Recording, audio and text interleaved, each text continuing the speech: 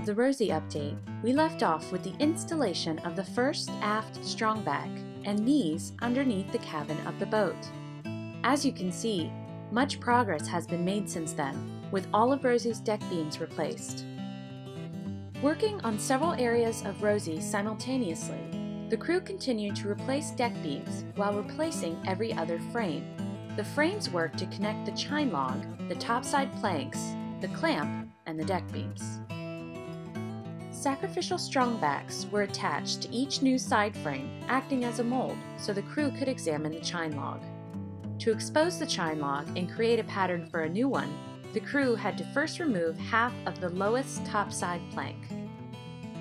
A chine in boating refers to a sharp angle in the hull as compared to the rounded bottoms of most traditional boat hulls. A skipjack's hull is wooden and V-shaped with a hard chine and a square stern. With the bottom plank removed, you can see where the topside planks are placed over the chine log.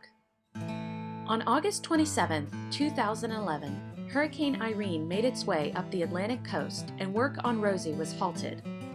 Hurricane Irene left Rosie virtually unscathed, with the only casualty being the tent surrounding the project.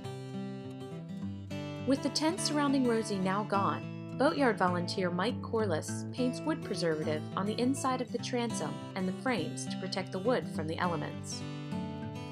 In this photo, we see the forward strongback and knees, still in good condition, do not need to be replaced. However, they do need to be stabilized by reinforcing the knees to the mast step.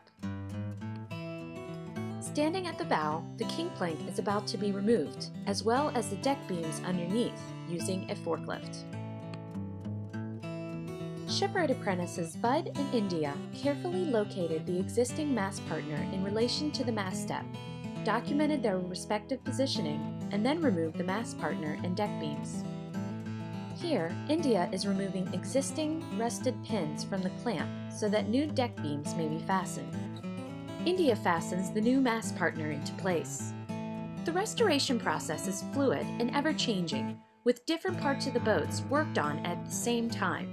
Here, Bud returns to replacing the short side deck beams that notch into the carlins of the forward hatch.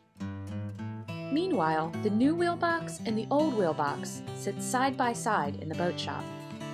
Captain Orville Parks's granddaughter, Sharon Weber, and her husband, Rob Weber, came to the museum for the day to work on the boat her grandfather sailed and her great-uncle built.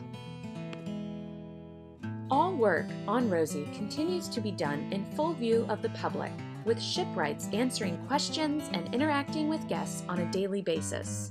Here, a group from the Blind Industries and Services of Maryland feels the new transom of the Skipjack during the Oystering Legacy Tour. Offered to students as well as adults, the Oystering Legacy Tour follows a 400-year relationship with the Bay oyster. Students and adults open spat cages and learn about the challenges and future of oystering on the Chesapeake today, and then apply their newly minted historical expertise as they swing a hammer or wield a paintbrush at the Rosie Parks restoration site with the shipwrights. Rosie Parks plays a critical role to the present and future mission of the museum, and through our Oystering Legacy Tour, people of all ages will learn about the Chesapeake Bay upon which Rosie sailed, the oysters she harvested, and the enduring spirit she carries on.